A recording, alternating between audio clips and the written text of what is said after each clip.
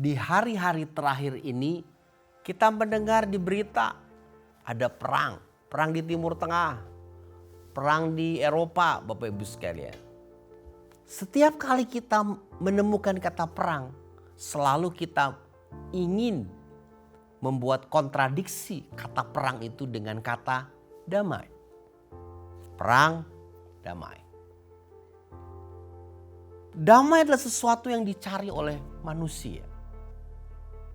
Mahatma Gandhi mengatakan bahwa damai itu bukan tidak adanya konflik, tetapi damai itu merupakan kemampuan to cope it. Artinya kemampuan untuk mengcope-nya, menghandle-nya. Itu Mahatma Gandhi. Mother Teresa mengatakan bahwa damai itu dimulai dari smile. Smile Anda. Yes. Seorang Yahudi, tapi dia menjadi Kristen. Dia seorang filosofer namanya Baruch Spinoza mengatakan, peace is not the absence of war. Damai itu bukan tidak adanya perang. It is a virtue, a state of mind, a disposition for benevolence, confidence, justice. Kalau saya terjemahkan dengan terjemahan bebas, damai itu bukan tidak adanya perang, tetapi damai itu sesuatu yang bernilai, virtue, sebuah nilai yang tinggi, sebuah keadaan pemikiran, sebuah disposisi tentang sesuatu yang disposisi tentang kasih, pertolongan, keyakinan, dan keadilan. Itu baru Spinoza mengatakan demikian. Yes, Tuhan yang kita sembah adalah Raja Damai dikatakan oleh Alkitab. Yesus adalah Raja Damai, Prince of Peace. Dan dunia ingin mencari damai itu. Apakah damai menurut Alkitab? Bagaimana damai itu bisa kita alami dalam kehidupannya kita? Bagaimana damai itu kita bisa praktekkan setiap hari dalam kehidupannya kita? Apakah damai itu cuma hanya sekedar kata-kata klise orang Kristen? Mari kita lihat Alkitab kita pada hari ini. Sebelumnya kita mau berdoa, biar Tuhan merevealkan hal yang baik kepada kita. Bapa, kami minta Engkau revealkan perkara-Mu ini, perihal tentang damai ini kepada kami. Roh Kudus, tolong kami untuk mengerti. Dan Tuhan Yesus, biar Engkau mencurahkan damai-Mu waktu kami dengar khotbah ini, dimanapun kami berada, dan mengalami damai itu. Demi Yesus, amin. Yohanes pasal yang ke-14 ayat yang ke-27 mengatakan demikian. Yohanes 14 ayat yang ke-27. Damai sejahtera kutinggalkan bagimu. Damai sejahtera kuberikan kepadamu. Dan apa yang kuberikan tidak seperti yang diberikan oleh dunia kepadamu. Janganlah gelisah dan gentar hatimu. Nah, Bapak Ibu sekalian, teks ini ditulis oleh Yohanes mencatat pernyataan-pernyataan Yesus sebelum Yesus akan disalib. Tetapi yang menarik dari teks ini, dalam pasal yang ke-14 ini sebenarnya Yesus tengah berbicara kepada para murid-muridnya bahwa dia akan pergi. Nah, kalau nanti dia akan pergi, dia mau para murid-muridnya itu gak boleh khawatir, gak boleh takut. Dia akan memberikan dua hal yang sangat penting. Yang pertama, dia akan memberikan damai. Lalu yang kedua adalah Roh Kudus, penolong yang lain katanya Tuhan Yesus, Parakletos. Nah, damai dalam bahasa Yunani, Eirene, berarti sebuah keadaan di mana keadaan itu sebuah ketenangan sebenarnya, damai itu. Sebuah ketenangan. Nah, mari kita baca. Damai sejahtera ku tinggalkan bagimu, damai sejahtera ku berikan kepadamu. Apa yang ku berikan tidak seperti yang diberikan oleh dunia kepadamu. Janganlah gelisah dan gentar hatimu. Nah, Bapak Ibu sekalian yang dikasihi oleh Tuhan Yesus Kristus, kita bisa melihat ternyata ada dua hal kenapa damai ini diberikan oleh Yesus.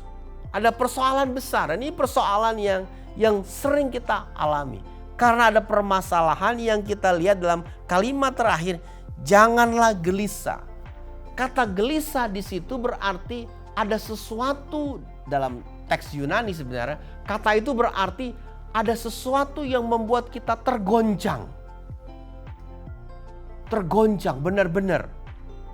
Ada sesuatu yang membuat kita jadi shock.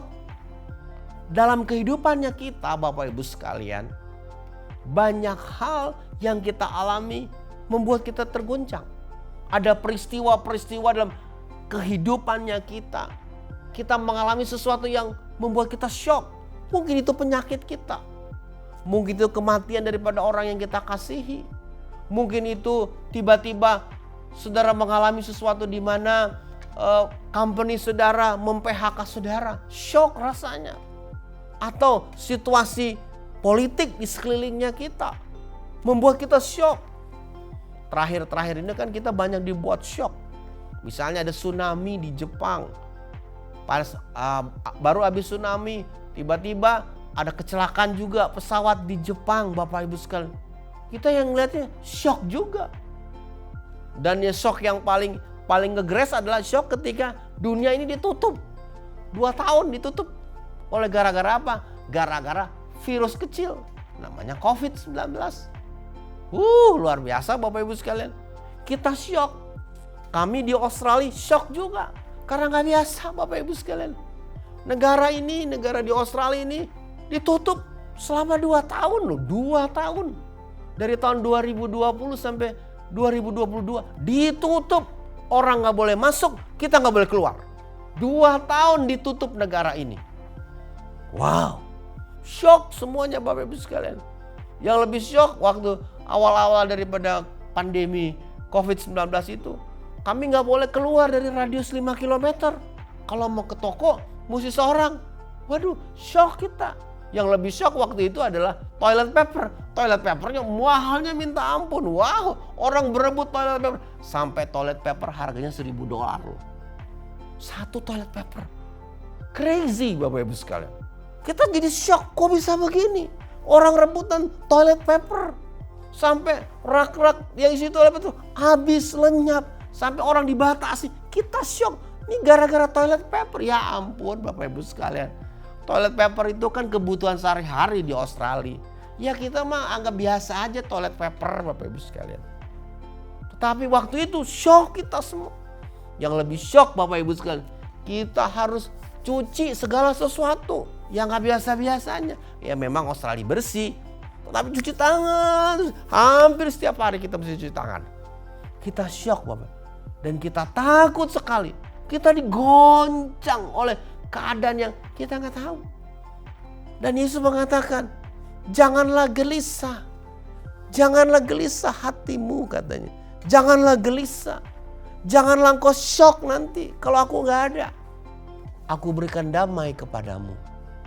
Dan damai ini kata Yesus tidak sama seperti dunia berikan kepadamu. Dari teks ini kita bisa melihat dunia juga bisa menawarkan damai kepada kita. Yes, dunia bisa memberikan damai dan berusaha untuk memberikan damai. Di tengah-tengah peperangan yang ada sekarang. PBB berusaha untuk mencari solusi bagaimana supaya damai itu bisa masuk di Timur Tengah dan masuk di Eropa. Tetapi sayang Bapak Ibu sekalian, apa yang dunia tawarkan damai itu tidak sama seperti yang Yesus tawarkan. Kenapa gak sama? Karena bukan dunia yang memiliki damai. Damai dimiliki oleh Yesus. Karena Alkitab mengatakan Yesus adalah Raja Damai itu, pemilik damai itu. Itu sebabnya harusnya diundang Yesus. Karena dia pemilik damai itu. Yesus menjanjikan damai yang tidak bisa sama dengan dunia ini. Bapak Ibu sekalian, kalau kita memperhatikan juga alasan yang kedua, kenapa Yesus memberikan damai ini? Karena kata ini mengatakan demikian. Janganlah gelisah dan gentar hatimu. Kata gentar di sini sebenarnya bahasa yang lebih tepat takut. Janganlah takut. Takut berarti sesuatu yang membuat kita bukan merasa cemas, tetapi membuat kita merasa kita jadi apa ya? Jadi nggak mau bereaksi. Tetapi kata takut di sini atau gentar dalam terjemahan bahasa Indonesia berarti kata yang bagus, coward. Artinya munafik, artinya ya gimana ya, orang coward itu gitu. Nggak mau apa, nggak berani juga, nggak berani maju, nggak berani juga nggak mundur gitu. Jadi ya coward, munafik gitu, nggak bisa berbuat apa-apa. Nah, Yesus menawarkan, ini jangan kamu juga coward dalam hidup ini. Ini aku berikan damai. Artinya jangan kita ragu untuk menjalani hidup ini gitu. Yesus memberikan ini damai supaya kamu jangan ragu menerobos perjalanan kehidupan ini. Ini Yesus tawarkan. Banyak daripada kita Bapak Ibu sekalian kan sekarang ragu untuk menjalani hidup ini. Gimana ya sekarang ya? Nanti bagaimana untuk masa depannya kita ya? Nah, Yesus tawarkan ini damai yang kuberikan ini tidak seperti damai yang diberikan oleh dunia ini. Itu sebabnya jangan ragu, jangan coward. Nah, Bapak Ibu sekalian, untuk mengerti damai yang diberikan oleh Yesus untuk coping dua hal yang sering kita alami, yaitu kegelisahan dan kegentaran dalam kehidupannya kita. Yang pertama, kita harus melakukan sesuatu, kita harus mengerti dulu bahwa damai yang Yesus berikan ini harus dimulai daripada kita yang membuat damai dengan Tuhan. Kita berdamai dulu dengan Tuhan. Kita harus berdamai dulu dengan Tuhan. Kata berdamai dengan Tuhan berarti kita harus rekonsiliasi dulu dengan Tuhan. Kita harus menyembuhkan broken relationship. Kita harus sembuh dulu daripada apa ya? Sesuatu hubungan kita dengan Allah yang salah. Sesuatu yang rusak. Kita harus berdamai dulu dengan Dia. Untuk mengalami damainya Yesus diperlukan rekonsiliasi daripada kita dengan Dia. Di tengah-tengah segala sesuatu yang kita akan hadapi dalam kehidupan ini. Badai akan menghadapi kehidupan kita. Tantangan, sesuatu yang gak tentu dalam kehidupan ini. Yesus justru memberikan ketenangan kepada kita. Tetapi dimulai daripada kita rekonsiliasi dulu dengan Tuhan. Artinya kita berdamai dulu dengan Tuhan. Hari ini kalau ada di antara Bapak Ibu sekalian yang belum berdamai dengan Tuhan, berdamai dengan Tuhan sekarang. Baru engkau akan mendapatkan the real peace. Baru engkau bisa akan menjalani hidup ini dengan tenang dalam menjalani. Dan rekonsiliasi dengan Tuhan berarti kita mengatakan, Tuhan, Engkaulah yang menyelamatkan kehidupanku. Tuhan, Engkaulah pemilik kehidupan ini. Tuhan, Engkaulah yang menyelamatkan aku. Tuhan, aku orang berdosa. Aku minta ampun kepadamu. Aku merekonsiliasi kehidupanku. Aku mengundang Engkau Tuhan Yesus menjadi Tuhan dan Juru Selamat dalam kehidupanku. Baru setelah itu, saudara mengalami damai yang sejati. Hal yang kedua, Bapak Ibu, untuk kita bisa memahami damai yang Yesus berikan, kita harus mempunyai damai di dalam kehidupan ini. Yes, Waktu Yesus masuk dalam kehidupannya kita mengalami rekonsiliasi dengan Tuhan. Kita berdamai dengan Dia. Kita mengalami juga damai di dalam kehidupannya kita. Yaitu damai yang bagi kita adalah damai yang tidak bisa kita jelaskan. Mungkin hari ini saudara tidak punya banyak. Lagi sulit dalam masalah financial saudara. Mungkin lagi sakit. Tetapi karena saudara memiliki damai Yesus, damainya di dalam hidup saudara, saudara bisa tenang menghadapinya. Hal yang ketiga Bapak Ibu sekalian, untuk kita bisa mengerti damainya Yesus ini adalah kita harus punya damai dalam relationship-nya kita. Ketika kita mengalami damainya Yesus, yang pasti akan berpengaruh kepada relationship kita dengan orang lain. Kita di-empower untuk bisa mengampuni orang lain, merekonsiliasi dengan orang lain, menunjukkan kasih yang melewati batas kepada orang lain. Makanya di dalam damai yang kita alami dalam Yesus, damai itu akan membuat kita bisa berdamai dengan orang lain. Saya sangat percaya orang Kristen sebenarnya tidak boleh punya musuh. Di antara keluarga, papa, anak, mantu, besan, mertua, tidak boleh adanya pertengkaran. Harus adanya damai di dalam kehidupan keluarga saudara sebagai keluarga Kristen. Harusnya keluarga-keluarga Kristen tidak bisa mengalami perceraian. The problem apa? Karena damainya dikeluarin. Kalau ada damai, pasti segala sesuatu akan terjadi dengan baik Bapak Ibu sekalian. Yang berikutnya, bagaimana kita bisa hidup dengan damainya Yesus? Bagaimana hidupnya kita itu dikuasai oleh damainya Yesus? Nah, ada satu teks yang menarik di dalam Filipi pasal yang keempat ayat yang ketujuh mengatakan demikian. Dikatakan demikian, Filipi pasal yang keempat ayat yang ketujuh. Damai sejahtera Allah yang melampaui segala akal akan memelihara hati dan pikiranmu dalam Kristus Yesus. Perhatikan kalimat tadi. Damai sejahtera Allah, Airin, yang melampaui segala akal akan memelihara hati dan pikiranmu dalam Kristus Yesus. Nah, bagaimana kita bisa hidup dalam damainya Yesus? Nah, teks ini menjelaskan damai sejahtera Allah itu, damainya Yesus itu sebenarnya memelihara hati kardia, bukan berarti jantung, tetapi lebih menunjukkan kepada seluruh kehidupannya kita yang di dalam. Nah, pikiran atau jiwa, suke, itu berbicara tentang cara kita memahami kehidupan ini. How you conduct your life dalam kehidupan ini. Pikiran kita inilah yang menentukan tindakan-tindakan kehidupannya kita. Hati dan pikiran berbicara tentang seluruh kehidupan Bapak Ibu sekalian. Nah, teks ini mengatakan damai dan sejahtera Allah, damai sejahtera Allah yang melampaui segala akal, melampaui batas pemikirannya kita, akan memelihara kita.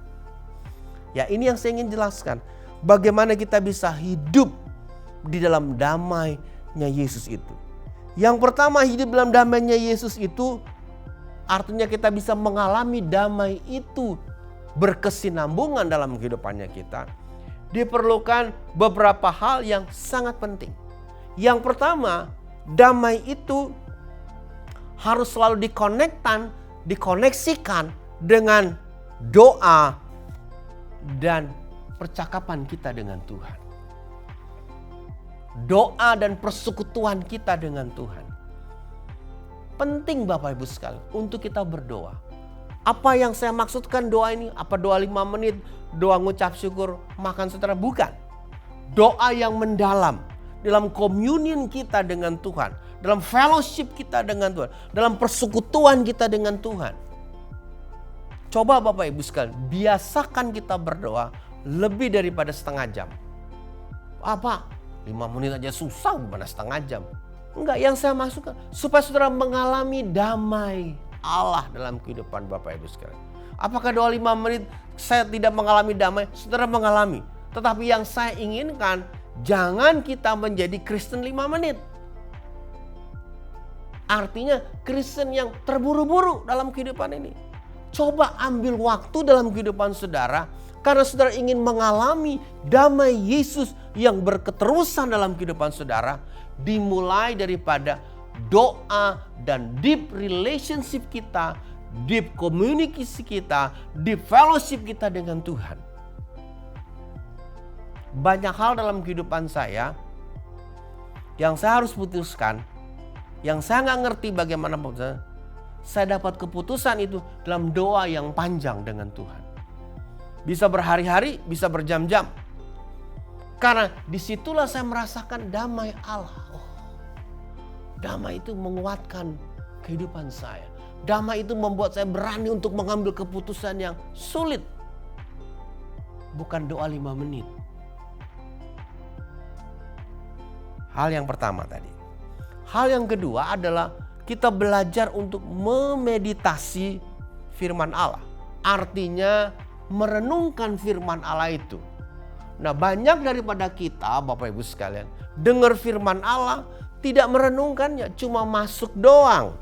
Bagus kita dengar firman Allah, tetapi saya ingin men-challenge Bapak Ibu sekalian untuk lebih dalam lagi daripada sekedar mendengar firman Allah, tetapi mulai belajar untuk merenungkan firman Allah itu. Memeditasi firman Allah itu. Membiarkan roh Allah bekerja, berbicara kepada saudara. Di gereja kita, di Philadelphia Church, mulai tahun ini saya akan memberikan bahan untuk pembacaan Alkitab selama setahun. Supaya dari kebiasaan kita membaca Alkitab, Bapak Ibu sekalian, saya akan mendorong saudara-saudara jemaat untuk mulai memeditasi, artinya merenungkan firman Allah. Artinya saudara mulai membiarkan firman Allah bicara kepada saudara melalui rohnya. Dan kalau roh Allah bicara kepada kita dengan firman-Nya, maka akan mengingatkan kepada kita, akan menyemangati kita, akan menunjukkan kepada kita tentang kesetiaan Tuhan dalam kehidupan kita, dan akan menyanggupkan kita untuk selalu mengalami damai di tengah-tengah kesulitan yang kita hadapi. Hal yang ketiga, yang terakhir, kita harus mempercayai kedaulatan Tuhan dalam kehidupan ini. Nah, ini penting. Untuk kita bisa mengalami damai, hidup di dalam damai Tuhan untuk selama-lamanya, kita harus belajar untuk mengerti bahwa hidup kita ini dalam kontrol Tuhan. Allah mengkontrol segala circumstances, segala keadaan dan rencananya yang harus terjadi dalam kehidupannya kita. Ini sangat penting. Banyak orang kesusu dalam menjalani hidup, orang Kristen kesusu dalam menjalani hidup karena tidak belajar untuk hidupnya dipercayakan sepenuhnya kepada kedaulatan Tuhan. Artinya hidupnya tidak dijadikan sebagai apa ya? Sebagai di mana Allah berdaulat dalam hidupnya. Allah mengkontrol kehidupannya. Nah, dengerin baik-baik. Dalam segala perkara dalam kehidupan ini, kita bisa lalui karena kita memiliki damai, karena kita mentrust kehidupannya kita kepada kedaulatannya Tuhan. Allah berdaulat di dalam kehidupannya kita. Sangat sulit Bapak Ibu sekalian, saya tahu. Tetapi saudara ingin mengalami damai kan? Saya sangat percaya orang-orang yang menggantungkan kehidupannya kepada Tuhan dan mengatakan Tuhan Engkau yang kontrol hidupnya. Circumstances apapun, kejadian apapun dalam kehidupannya tidak akan dia kehilangan damai. Karena dia belajar. Dan damai sejahtera itu justru yang memelihara kehidupannya. Dia bisa melewati masa-masa sulit, entah itu penyakit, masalah finance-nya dia, masalah rumah tangganya dia, masalah kehidupan pribadinya, dalam kehidupan sosialnya, masalah di kerjaan, masalah bisnisnya. Dia bisa melewati karena dia memiliki damai. Karena dia percaya Allah mengkontrol kehidupannya. Oh, haleluya. Bapak, Ibu, Saudara sekalian, sesuatu yang krusial harus kita lakukan hari-hari terakhir ini. Untuk kita melihat damai Tuhan dan mengalami damai Tuhan terjadi terus dalam kehidupan kita. Firman Allah harus dimeditasi. Doa kita harus kita tingkatkan. Kedalamannya harus tingkatkan. Dan kepercayaan kita kepada kedaulatan Tuhan harus kita lakukan dan kita buat lebih lagi. Tuhan berkati kita semua pada hari ini. Doa saya, biar apa yang kita belajar pada hari ini men-challenge Bapak Ibu sekalian untuk selalu berdoa, Tuhan, saya minta damai-Mu menguasai kehidupanku. Tuhan, saya menyerahkan hidup ini ke dalam tangan-Mu. Engkau yang mengkontrol kehidupanku. Dan Tuhan, aku lapar dan haus akan firman. Aku ingin baca, merenungkan, dan aku ingin makan. Hari-hari hidup saudara adalah hari-hari yang penuh dengan kedamaian. Dan yang menarik Bapak Ibu sekalian, dari teks yang kita belajar adalah Injil Yohanes pasal yang ke-14 dikatakan, ini yang penting. Damai sejahtera kutinggalkan bagimu. Yohanes 14 ayat 7. Damai sejahtera kutinggalkan bagimu. Rupanya Tuhan Yesus mau bilang sama murid-muridnya, ini aku kasih, aku impartasi, bukan nanti akan aku berikan, tapi aku berikan kepadamu. Jadi ini bicara tentang dia langsung memberikan. Dia sendiri yang memberikan. Bukan nanti dia akan berikan, tapi dia sendiri langsung berikan. Dan kita tahu Yesus adalah Raja Damai. Yesus yang punya damai yang luar biasa itu. Dan dia berikan kepada kita. Langsung Bapak Ibu sekalian. Tidak tunggu-tunggu. Hari ini kalau engkau berdoa meminta damai dan sejahtera Yesus hadir dalam hidupmu, dia langsung memberikan kepadamu pada hari ini. Dan dia tidak tunggu-tunggu untuk memberikannya kepadamu. Dan damai itu, Yesus bilang sendiri, tidak seperti yang dunia berikan. Wah, artinya ini damai yang real, damai yang abadi, damai yang kekal, damai dan yang luar biasa. Damai ini permanen dalam kehidupan Bapak Ibu sekalian. Permanen dalam hidup saudara. Banyak orang Kristen banyak ngeluh, kok saya gak ada damai? Karena kita mengeluarkan damai itu. Kenapa banyak orang Kristen gerasa gerusu, gelisah, bingung, panik? Karena kita keluarin damainya Yesus yang sebenarnya permanen dalam kehidupannya kita. Kita yang keluarin damai itu. Harusnya damai itu permanen. Itu sebabnya bagaimana kita bisa mengalami damai yang permanen itu dalam kehidupannya kita. Ya tadi doa, baca firman Allah, trust God. Itu akan membuat saudara bisa mengerti, oh damai itu. Itu sebabnya teks yang kata dalam Filipi 4 ayat 7, memelihara akal dan pikiran kita. Jangan dikeluarin damai itu Bapak Ibu sekalian. Itu permanen yang diberikan kepada kita semua. Tuhan berkati kita semua pada hari ini. Mari kita berdoa. Kami minta Tuhan damai-Mu mengalir dalam kehidupan kami. Dalam nama Yesus hari ini. Biar damai ini menolong setiap pemirsa kami, jemaat yang ada. Dalam mengarungi masa-masa sulit mereka. Masa-masa penantian mereka. Masa-masa kesulitan dalam penyakit mereka. Masa-masa mereka harus menanti dengan sabar. Damai Yesus memelihara. Di dalam kehidupan mereka menjalani kehidupan ini siang dan malam. Pekerjaan mereka, relationship mereka, company mereka, perusahaan yang tempat mereka bekerja. Damai Tuhan memelihara kehidupan dan aktivitas kehidupan mereka. Terima kasih ya Tuhan Yesus untuk damai yang permanen ini yang Kau sendiri berikan kepada kami. Damai yang kekal yang tidak seperti dunia berikan kepada kami. Demi Yesus kami berdoa. Berterima kasih untuk damai ini mengalir sekarang. Demi Yesus. Amin.